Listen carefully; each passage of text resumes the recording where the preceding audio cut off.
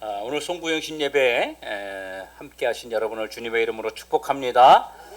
정말 송구영신 예배를 준비하면서 우리 성도들에게 하나님께서 주의 종에게 그런 그 권세를 주셨잖아요. 축복권을 주셨잖아요. 유일하게 다른 사람에게는 안 줬어도 목회자에게는 주었는데 그 축복권을 통해서 우리 성도들을 주님의 이름으로 마음껏 축복하고 싶고, 그래서 2025년도에는 우리 모든 성도들이 정말 하나님이 주시는 놀라운 그런 축복을, 여러 종류의 축복들을 다 받아 누릴 수 있기를 간절히 소망하는 마음으로 오늘 말씀을 함께 선포하기 원합니다. 그래서 우리 모든 성도들이 이 말씀대로 순종해서 정말 큰 열매 맺고 또 하나님으로부터 칭찬받는 우리 모든 성도가 되기를 주의 이름으로 축원합니다. 아멘. 졸립지 않지요? 지금 졸린 분 있어요? 없지요? 예, 눈을 동그랗게 뜨고 이 새해에 우리가 말씀을 받는데, 내년에 주실 우리의 축복의 말씀을 받는데 마음을 가다듬고 잡생각하지 마시고 말씀에 집중해서 은혜를 받길 원합니다. 여러분, 2025년도 365일 우리 모두에게 꼭 필요한 은혜가 임하기를 우리는 다 소망합니다. 여러분은 2025년에 어떤 각오와 다짐을 가지고 지금 새로 출발하고 있습니까? 어떤 분은 하나님, 저는 부자가 되기 원합니다. 저 제발 부자가 되게 해주세요. 이런 소원을 가지신 분도 계실 겁니다. 어떤 분은 하나님, 내년에는요 꼭 내 자녀가 잘 되기 원합니다. 내 아들이 잘 되기 원하고 내 딸이 잘 되기 원하고, 또 우리 어르신들 같은 경우는 내 손자 손녀가 잘 되기 원합니다. 이런 소원을 가지고 나오신 분도 계실 겁니다. 어떤 분은 하나님, 나 내년에는요 건강하게 해주세요. 아픔에서 벗어나게 해주세요. 질병에서 벗어나게 해주세요.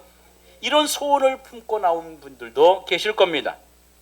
여러분, 하나님의 은혜로 여러분의 소원과 기도가 꼭 이루어지기를 주님의 이름으로 축복합니다. 골로새서는 바울이 골로새 교회에 보낸 편지입니다. 바울이 골로새 교회에 편지를 보낼 때 이 편지 안에는 아주 많은 내용들이 들어있었어요.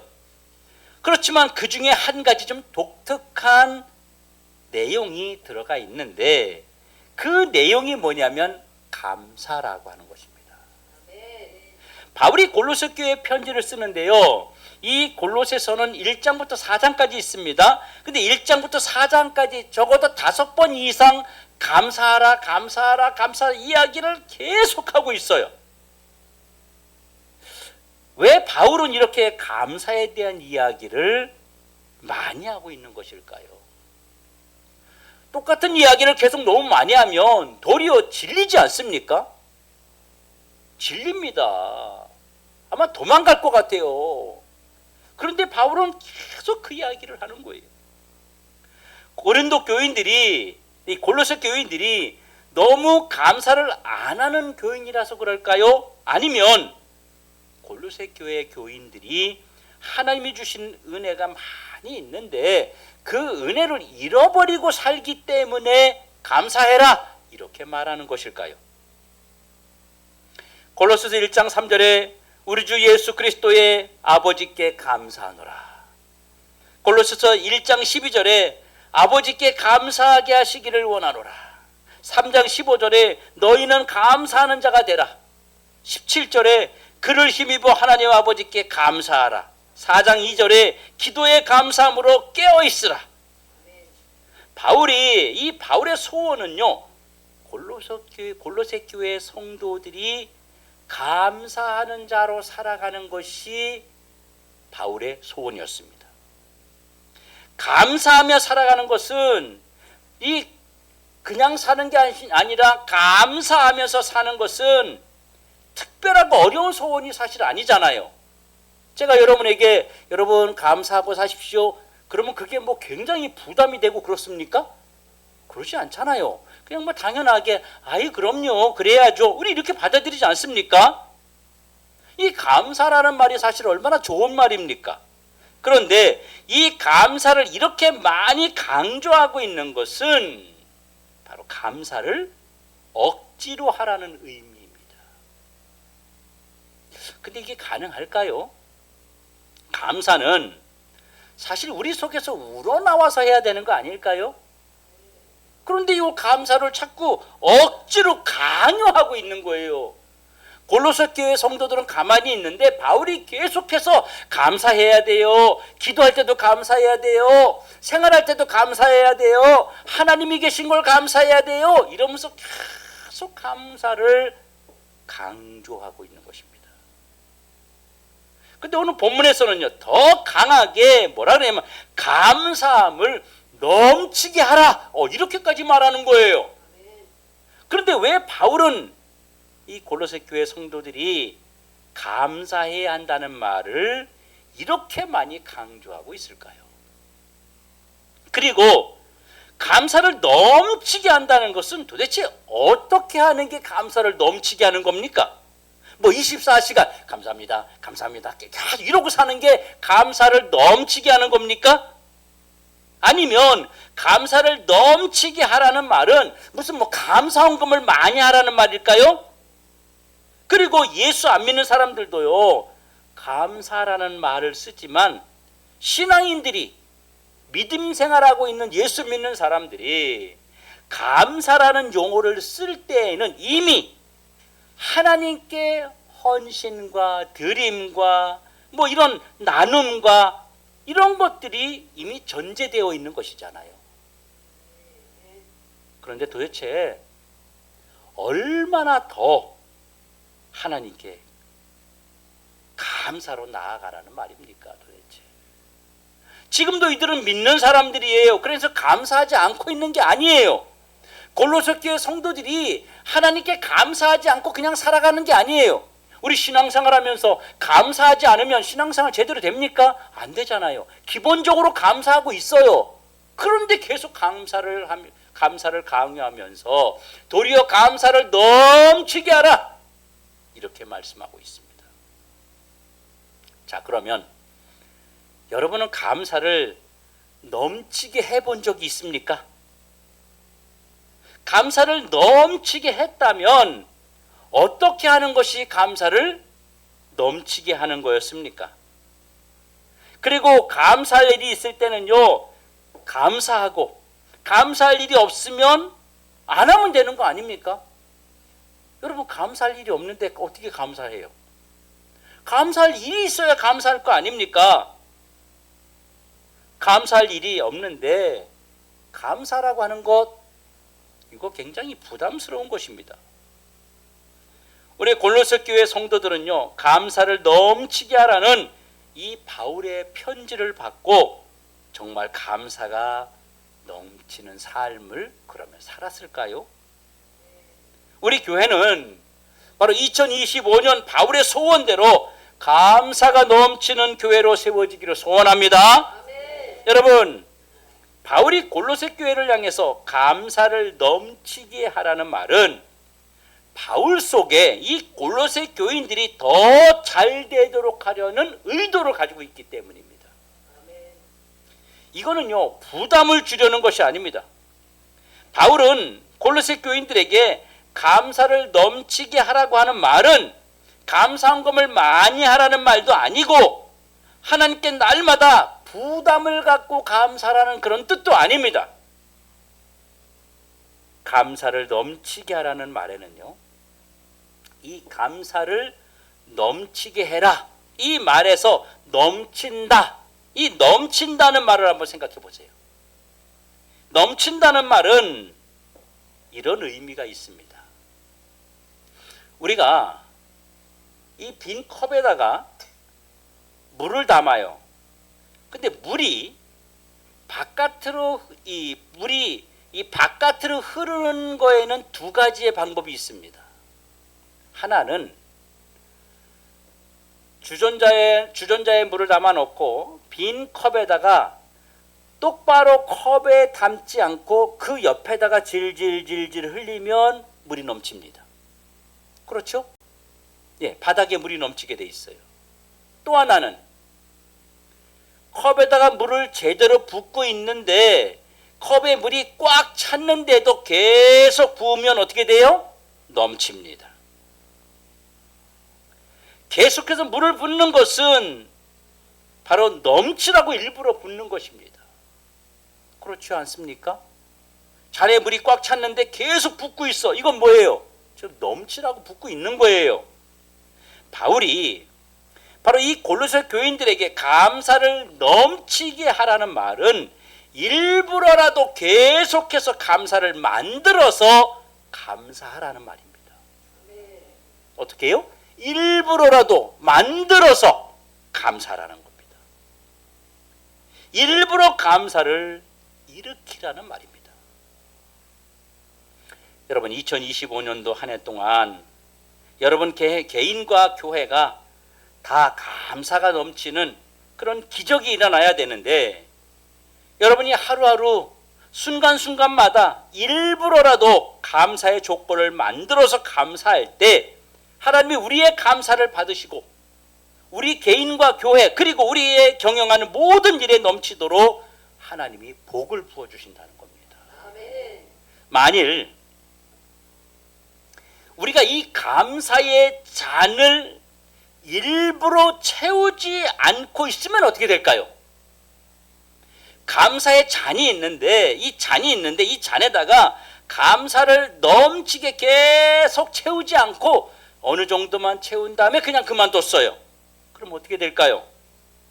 늘 그 잔은 빈잔으로 남게 되고 그 빈잔 안에는 감사 대신 다른 것들이 채워지게 될 겁니다.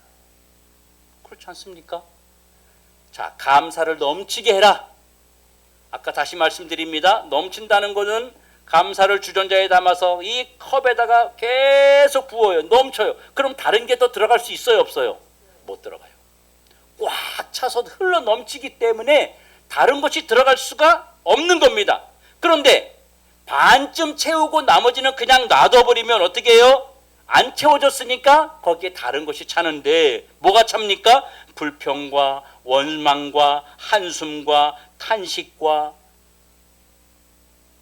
질병이 채워지게 되는 겁니다.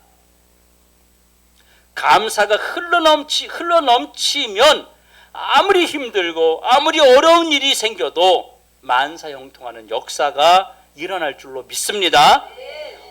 어떻게 하는 게 좋겠어요, 여러분? 그렇다면 채워지는 게 좋겠어요? 빈 채로 놔두는 게 좋겠어요? 채워지는 게 좋죠.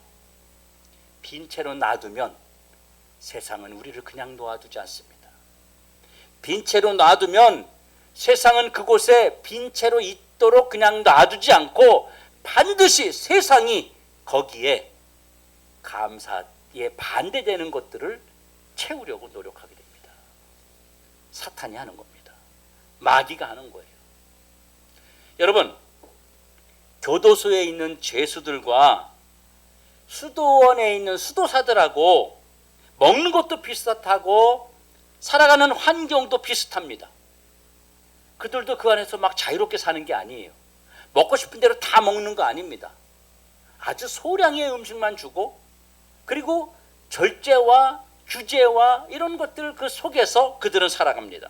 그러나 교도소에 있는 사람들은요, 매일 원망하고 불평하고 욕하고 싸우고 이것도 해줘라 저것도 해줘라 이것도 마음에 안 든다 저것도 마음에 안 든다 맨날 그렇게 요구만 합니다.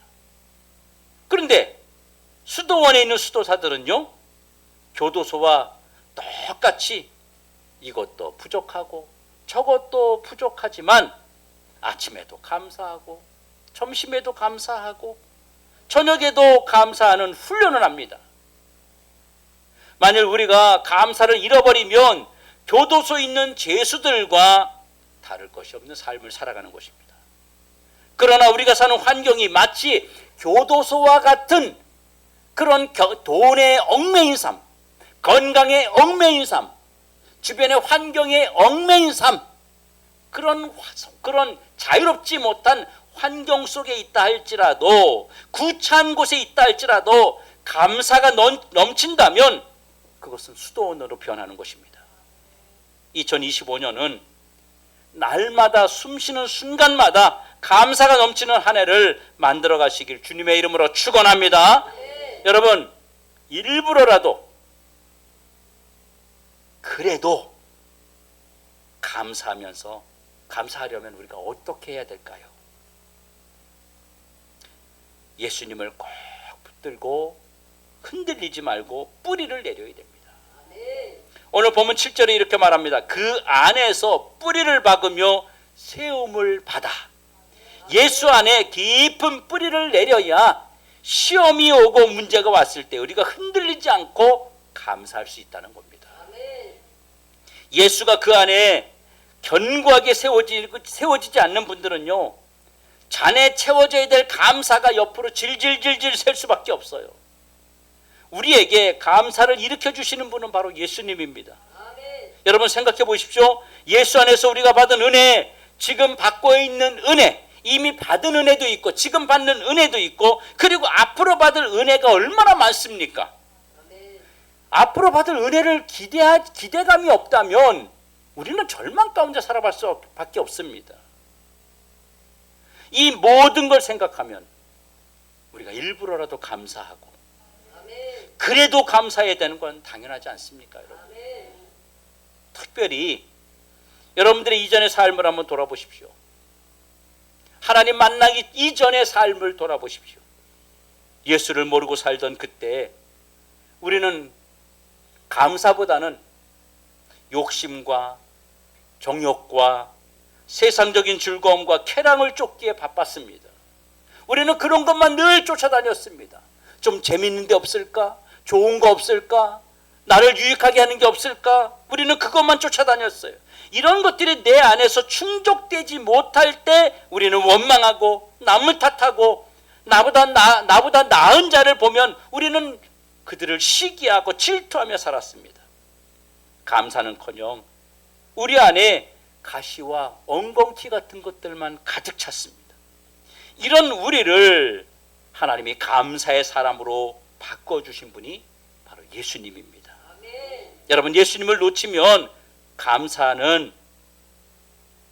넘치는 그런 삶은 절대 불가능합니다. 우리는 또다시 세속적인 삶으로 타락할 수밖에 없는 존재들입니다. 그러면 우리가 어떤 은혜를 그동안 받았습니까? 바로 구원의 은혜를 받았습니다. 이 땅에 저와 여러분은 죄인으로 태어나서 마귀의 손에 붙잡혀 죄인의 삶을 살다가 결국 영혼 쓰레기통인 지옥에 던져질 그런 사람들 아니었습니까? 그런데 천하디 천하고 죄악의 썩은 냄새나는 그 나를 구원하시려고 이 땅에 예수님이 오셔서 나를 의인 만들어서 천국 백성으로 구원시켜 주신 은혜만 생각해도 우리는 감사를 그칠 수가 없습니다. 우리는 죄에서 건져주신 은혜를 잊지 말아야 감사가 계속될 수 있습니다. 나를 구원해 주셨다. 나를 하나님 자녀 삼아 주셨다. 여러분, 구원받은 은혜가 여러분 가슴 속에 살아있어야 감사가 계속될 수 있습니다. 구원의 은혜가 내 속에 계속 확증되어지고 내가 믿어지고 그것이 나의 은혜로 계속 와 있어야 우리가 감사할 수 있는 것입니다. 또 어떤 은혜 받고 있어요? 성령님이 지금 우리 안에서 날마다 역사하고 계십니다. 여러분이 느끼지 못할 뿐이지 성령님은 우리와 늘 동행하고 있고 내 안에서 함께하고 계십니다. 이 세상 사람 누가 나를 24시간 늘 함께 동행하며 이끌어주며 손잡아주며 앞길을 열어주며 그렇게 하는 사람이 세상에 어디 있습니까? 우리가 그런 성령 하나님으로부터 그런 보호와 인도를 받을 만큼 사실 대단한 존재 아니잖아요. 그렇지 않습니까, 여러분? 이것 또한 우리의 감사의 조건 아니겠습니까? 그리고 우리가 어떤 일을 만나도 주님이 나를 절대로 떠나지 않고 버리지도 않고 내게 은혜를 주실 것입니다. 우리는 사람들에게 내 마음에 안 들면 어제까지 좋았다가도 오늘 마음에 안 들면 다시는 그 사람 보고 싶지 않은 겁니다. 아무리 내가 그 사람에게 은혜를 입었어도 내일 내 자존심을 건드려버리면 나는 그 사람하고 단절하고 싶은 것입니다. 그러나 우리 주님은 내가 어떠한 위치에 처해 있고 어떤 환경에 처해 있더라도 절대로 나를 떠나지 않는다는 사실입니다. 여러분, 이런 상황 속에서 내가 살아가고 있는데도 어떻게 우리가 감사를 안 할 수 있느냐 말이에요. 그래서 여러분, 무슨 일을 당해도 예수님만 붙잡고 있으면 우리에게는 감사가 넘칠 수밖에 없습니다. 여러분, 감사가 일부러라도 이루어지려면 우리가 계속적으로 은혜를 공급받아야 됩니다. 어느 정도만 공급받고 오늘만 은혜 받고 지난주만 아니 다음 주만 은혜 받고 그냥 끝나면 안 되는 거예요. 계속 은혜를 공급받아야 돼요. 은혜가 떨어지면 그 순간부터 감사가 사라지기 때문에 계속 은혜를 공급받아야 됩니다. 여러분, 내가 은혜 받으면요, 모든 게 다 고마워. 모든 게 다 좋아. 근데 돈이 내 주머니에 가득 있는데도 내가 은혜 못 받잖아요. 은혜가 안 되잖아요. 그러면 다 원망, 불평 이런 것만 가득하게 되는 겁니다. 우리에게 감사가 멈추는 순간, 그때가 언제예요? 은혜가 고갈되면 그때부터 감사가 딱 그치게 됩니다. 은혜가 사라지면 그때부터 감사는 딱 멈추는 거예요. 감사할 생각이 안 듭니다. 은혜가 고갈되면 감사할 상황인데도 감사를 무시하고 불평합니다. 그리고 감사하는 자를 보면 함께 즐거워하는 것이 아니라 남이 감사하는 모습을 보고 시기합니다. 저게 감사할 일이야? 저게 지금 기뻐할 일이야? 이러면서 시기합니다. 여러분, 우리에게 이 은혜가 가득하게 되면요, 모든 것들이 너무너무 기쁘고 감사하고 정말 어떤 것을 주어도 주님 앞에 감사의 기도밖에 나올 것이 없는 것입니다. 그러면 주님이 우리에게 무엇을 은혜로 주시죠? 무엇으로 우리에게 은혜를 주십니까? 그렇죠, 하나님 말씀으로 은혜를 주십니다. 하나님 말씀을 들을 때, 아, 저 말씀이 지금 나 들으라고 하는 거구나. 하나님이 지금 나에게 주시는 말씀이구나. 아, 저 말씀 때문에 내가 그냥 주저앉아 있었는데, 내가 소망이 없었는데, 그래, 일어서야 되겠구나. 희망을 주시기도 하고요. 어떤 분은 말씀 한번 듣고 인생이 바뀌는 사람도 있고요. 어떤 분은 말씀을 듣고 정말 앞길로 나아가지 못하고 죽음의 순간을 맛보았는데 다시 살아야 되겠다는 힘을 얻는 사람들이 있습니다. 주님은 우리에게 은혜가 고갈되지 않게 하기 위해서 이렇게 말씀으로 은혜를 주십니다. 또 하나는 어떤 것으로 은혜를 주실까요? 우리가 찬양 부를 때, 찬양 부를 때, 그리고 찬양을 들을 때, 찬양을 부를 때 어떤 때는요, 찬양 가사에 내가 막 빠져드는 거예요. 어떨 때는 아무 생각 없이 부르는 것 같은데 어떨 때는 그 가사가 내 가슴에 확 들어오면서 내 신앙 고백이 돼버리는 거예요. 그럴 때 은혜가 돼요. 어떨 땐 누워서요, 찬양을 듣는데요, 어쩌면 그렇게 내 기도의 제목처럼 그렇게 찬양이 나오는지, 그 가사가 그 들을 때도 막 은혜가 되는 거예요. 또 하나님은 어떨 때 은혜를 주세요? 우리가 기도할 때 은혜를 주십니다.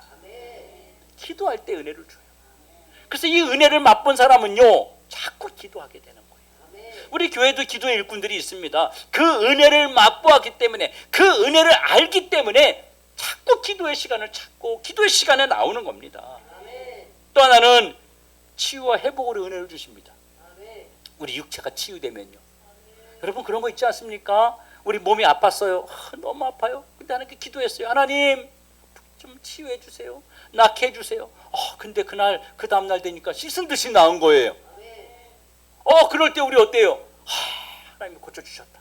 하나님이 치유해 주셨다. 내가 기도했는데 들어주셨다. 회복시켜 주셨다. 그러면서 은혜가 돼서 너무 기쁜 겁니다. 또 우리는요, 문제가 해결돼도 거기서 은혜를 받아요. 내가 하기 힘든 문제였는데 그 문제가 해결되면요, 하나님 감사합니다. 감사합니다. 하나님 이거 해결해 주셔서 감사합니다. 그러면서 은혜가 넘쳐가지고요, 영적인 힘이, 에너지가 막 생기는 거예요. 어떤 때는요, 주변에 돕는 자들을 보내주셨을 때 감사해요. 내가 어떤 힘든 일 때문에 해결하지 못하고 고민하고 있는데, 하나님이 어떤 사람을 쓱 보내가지고 내가 아는 지인이나 친척이나 누구를 보내가지고 그거 내가 아는 사람 있어. 그리고 전화해줘, 연결해줬는데 그 사람을 딱 그걸 해결해 주는 거예요. 그때 우리 어때요? 진짜 하나님이 좋은 사람 붙여줬어요. 돕는 사람 붙여줬어요. 이러면서 우리는 감사해야 하잖아요. 그것도 은혜입니다.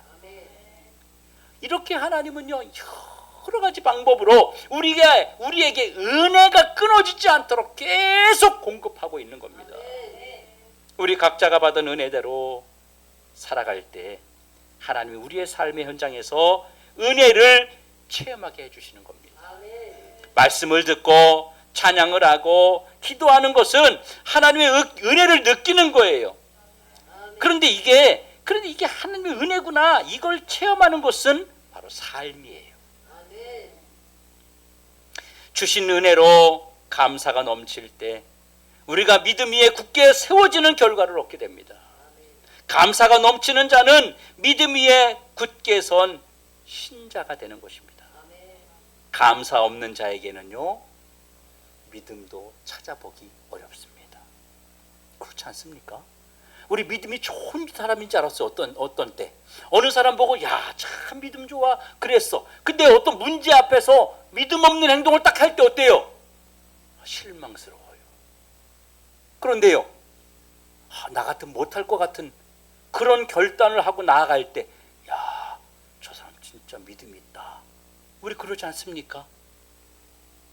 바로 감사하는 자에게 믿음이 있고 감사가 없는 자에게 믿음을 찾기 어렵다는 것입니다. 여러분, 우리가 이미 받은 은혜가 얼마나 많습니까?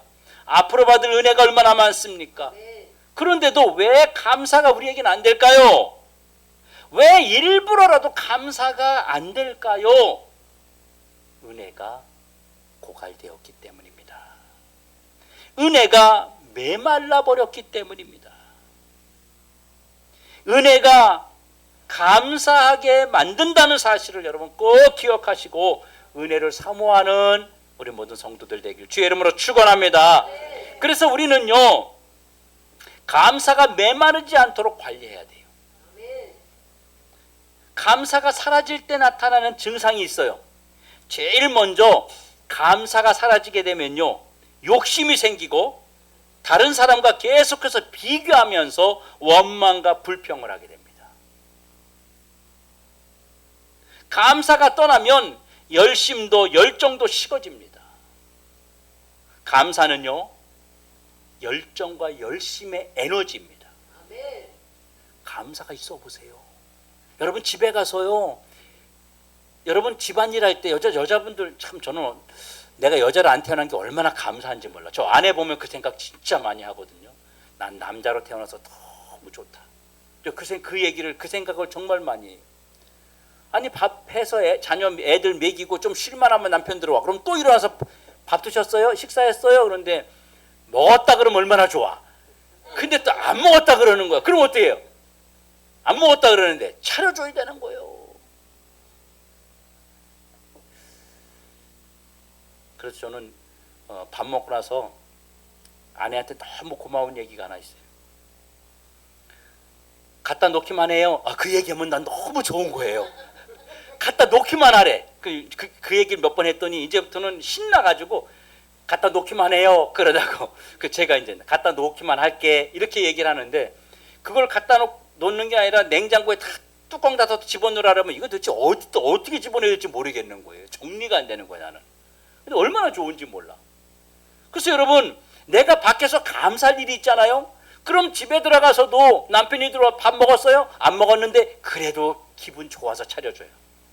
내가 은혜가 떨어지면요, 감사가 안 되잖아요. 그러면 남편 밥 차려달라는 것도 짜증스러운 거예요. 지금 먹고 들어오지. 갑자기 우리 또 저기 세화집사님 남편 딱 보게 되네. 이게 참 어떻게 눈이 딱 마주쳐가지고. 우리 세화집사님은 남편 밥 차려드리는 거에 엄청 열심인 분이에요. 뭐 하다가도 자꾸 일찍 가야 된대. 왜 그래 했더니 남편 밥 차려줘야 된대. 밥 차려줘야 된대. 늘 그런 얘기를 합니다. 바로 이 감사, 은혜가 고갈되고 감사가 멈춰버리면 모든 것에 열정이 사라져버려요. 그리고 감사가 메마르면 우리의 숨겨진 죄성의 실체가 드러납니다. 감사가 메마르면 제일 먼저 나오는 게 뭔지 아세요? 교만이에요. 감사가 넘치면요, 은혜가 돼서 감사가 넘치면요, 아니에요, 아유 제가 뭘 했다고 이렇게 말해요. 근데요, 은혜가 떨어져서, 은혜가 고갈돼 가지고 감사가 멈추게 되면요, 교만해져 가지고요, 다 내가 했다는 거예요. 누가 했냐? 그거 내가 했지. 응? 나 아니면 누가 했어? 누가 도와줄 사람 있는지 알아?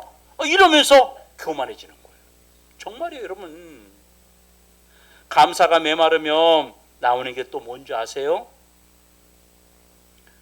내 걸 왜 드려? 내 걸 왜 갖다 줘? 왜 자꾸 다른 사람에게 주라 그래? 이거 내 건데 하나님께 왜 드려? 이런 욕심이 생기게 돼요. 감사가 떠나면 당연히 은혜를 은혜로 여기지 않고 부담과 불편함으로 여겨집니다. 감사가 떠난 자리는 반드시 규칙처럼 이런 것들이 찾아오게 됩니다. 감사가 떠난 자리는 무슨 말씀을 들어도 은혜가 없으니 당연히 감사는 흉내도 낼 수 없습니다. 이럴수록 감사해야지. 이럴 때일수록 감사해야지. 그래도 감사해야지.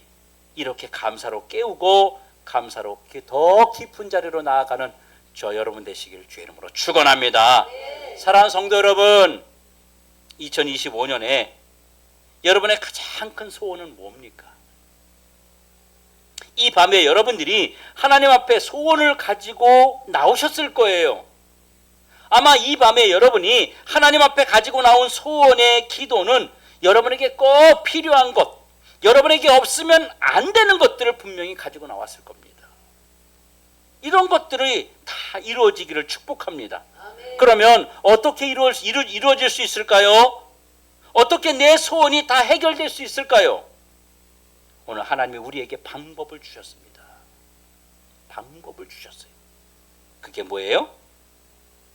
그래도 감사할 때. 일부러라도 감사하면 하나님께서 기적을 주십니다. 이게 하나님이 2025년도에 여러분의 소원을 이루어주는 하나님의 비법인 것입니다. 그런데 우리의 생각은 감사는 일부러 하는 것이 아니라 조건이 되어야 한다고 생각합니다. 지금 교통사고 났는데 뭔 감사야? 애가 지금 얻어 터지고 왔는데 뭔 감사야? 도둑 맞았는데 무슨 감사를 하라 그래? 그런데 우리가 감사할 방법은 엄청나게 많아요. 말로도 감사할 수 있고요. 우리가 어떤 행위를 통해서 감사할 수도 있고요. 내가 너무 감사해서 누구를 섬길 수도 있고요. 내가 너무 감사해서 어떤 사람을 용서해 줄 수도 있습니다. 우리가 일부러라도 감사를 하지 못하는 것은요, 감사가 우리에게 뭐가 안 됐다? 습관이 되지 않아서 그렇습니다. 습관이 되지 않아서. 제가 그래서 이 설교를 송구영신 예배, 내년이죠. 2025년도에 표어 말씀으로, 주제 말씀으로 잡으면서 제가 여러분에게 이 말씀을 선포하기 전에 내가 실제 실험을 해보고 억지로라도 계속 해본 거예요. 제가 요즘에 이걸 많이 합니다. 그래도 감사하지. 이거를 속으로 굉장히 많이 합니다. 굉장히 많이 합니다. 제가 이걸 막 실천하고 있어요. 그러니까요, 이걸 습관적으로 실천하니까 정말 내 마음에 기쁨이 생기더라고요. 정말입니다. 여러분 한번 해보세요. 뭔 일이 있을 때 그래도 감사하지. 감사의 조건이 그래도를 붙이니까 감사하지 않은 것이 없더라고요. 누가 속썩이면요, 그래도 한 사람이 속삭여서 감사해. 저 그랬다니까요. 우리 자녀를 두고서도 그렇게 얘기를 하는 거예요, 집에서. 그래도 말은 잘 들어서 감사해. 우리 딸들도 놓고 우리 사이도 놓고 다 놓으면서 그런 이야기하면서 그러는 거예요. 그래도 감사해. 이래서 그래도 감사해. 아이고, 우리 교회 2층이요. 제가 2층 이사 온 뒤로 얼마나 마음 편해진지 아세요? 평수는 적어졌잖아요, 이사 오면서. 그런데 저쪽 1층에 있을 때는요, 우리 단독 건물 같아서 남들이 볼 때 우리 교회 건물 같아. 왜? 우리만 교회만 달랑이 있으니까. 그래서 그런 면은 좋았죠. 근데 일로 왔더니 비 와도 걱정 안 해, 눈 와도 걱정 안 해. 제가 비 오면요, 지붕에 올라가가지고 물 새나 맨날 그거 보고요, 물 넘치나 보고 하수구 넘치나 보고. 비 오고 눈 오는 날은 그 교회 1층 앞에 우리 혹시 어르신들 다니다가 미끄러질까봐 파란 비닐 있죠, 그 우리 쓰는 거, 그 쓰레기 봉투 남는 거, 그거를 테이프로 쫙 붙여가지고 눈 안 떨어지게 거기만 막 그렇게 제가 했어요. 그것도 안 돼가지고 일부러 봉고차를 우리 교회 입구에다가 딱 세워놨어요. 눈 그친 다음에 차를 빼면 거기 눈이 하나도 없잖아. 제가 그렇게까지 했어요. 참 지독하죠. 별짓을 다 했어요. 제가 우리 성도들 편하게 혹여나 들어오면서 미끄러지거나 혹여나 들어오기 힘들까봐 제가 막 그렇게까지 했어요. 근데 여기 오니까 비 와도 걱정 안 해, 눈 와도 걱정 안 해. 집에 가서 편히 잡니다. 그래도 감사하잖아. 오늘 여기 꽉 찰 줄 알았어. 근데 그래도 여러분이라도 와서 감사하잖아. 생각지도 않은 분들이 왔다니까. 근데 예? 정말이에요. 우리 김진호 목사님 오늘 보다 그래도 감사했더니 늦게 오잖아. 예? 얼마나 감사할 게 많은지 몰라요. 얼마나 감사할 게 많은지 몰라요. 우리 이영미 건철이 오늘 전철 타고 왔대요, 안산에서. 얼마나 감사해요. 그래도 감사하자. 이거를 실천하니까요, 내 안에 너무너무 행복이 쌓이더라고요. 그래서 한 주간 지켜주신 거, 그 은혜 주신 거, 그리고 지켜주실 것과 은혜 주실 것을 미리 매일매일 감사하고 실천하고 있습니다. 그랬더니 제가 더 기쁘고 제가 더 행복하더라고요. 여러분, 2025년 365일 52주를 감사를 넘치게 드림으로 기적을 받으시길 주의 이름으로 축복합니다. 감사는 일부러라도 찾아서 합시다. 그리고 감사는 즉시 실천해서 결과도 즉시 나타납니다. 성도 여러분, 일부러라도 억지로라도 감사를 일으켜야 복을 받습니다. 제가 담임 목사로서 다시 한번 부탁드립니다. 감사를 일부러라도 억지로라도 해야 하나님이 축복하시는 거예요. 이 빈잔에 감사를 억지로라도 계속 부어야 원망과 불평 이런 것들이 쌓이지 않아서 하나님이 그곳에, 그 생업에, 그 직장에, 그 가정에 여러분에게 복을 주시는 겁니다. 어떤 상황에서도 감사를 먼저 하십시오. 어떤 상황에도 먼저 감사하세요. 어떤 상황에서도 깨지든지 뒤집어지든지 뭐를 하든지 그 모든 순간에 감사를 먼저 하시기 바랍니다. 그리고 매월 감사를 실천하십시오. 한 달 주신 은혜를 우리 아버지 앞에 감사하는 건요, 뭔지 아세요? 11조입니다. 한 달에 감사는 11조입니다. 여러분, 11조는요 일부러 하지 않으면 진짜 못해요. 굉장히 어려운 겁니다. 조건 상황 따지면 못합니다. 11조야말로 믿음으로 일부러 드려야 돼요. 그리고 매주일 하나님 앞에 감사를 고백합시다. 힘 닿는 데까지 우리 교회 모든 성도들이 매주 감사를 실천해 보시기 바랍니다. 이렇게 했을 때 우리들에게 어떤 은혜, 어떤 축복이 임하는지 한번 헤아려 보잔 말이에요. 제가 올해 이 2024년도 정리하고 2025년도 맞이하면서 내 마음속에 하나님 반드시 복을 줄 확신을 갖고 있습니다. 왜? 감사하는데요. 그래도 감사하는데요. 그래도 감사하는데 하나님 복을 안 주시겠냔 말이에요. 왜? 그분이 살아계신 하나님인데. 우리가 세상에 감사하는 게 아니잖아요. 하나님께 감사하는 거잖아요. 하나님 반드시 복을 줄 겁니다. 그래서 이것을 우리가 진짜 실천 한번 해보자는 거예요. 그래서 제가 먼저 실천하는 겁니다. 제가 먼저 실천하는 거예요. 힘들고 어려워도 내가 먼저 실천해서 하나님이 우리 교회와 성도들에게 얼마나 복을 주는지를 연말에 가서 우리 한번 진짜 간증 한번 해보자는 겁니다. 그래서 2025년 연말에 우리 모두 다 간증거리가 넘쳐나길 바랍니다. 송구영 신예배에 복 받으러 왔는데 또 11조 하자, 매주 감사헌금 하자. 이거 잘못 나왔네 오늘 좀 잠잘 걸 캬 나와가지고 그냥 부담만 안 들었으면 편한데 이놈의 거. 혹시 이런 분 계십니까?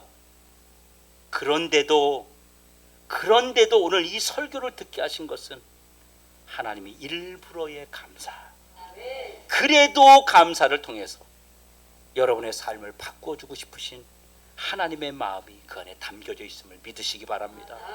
복 주고 싶으신 것을, 그 주님의 마음을 여러분들이 깨닫기를 주의 이름으로 축원합니다. 여러분, 2025년은 우리 일부러 감사하고 그래도 감사해서 주시는 복을 다 받아 누립시다.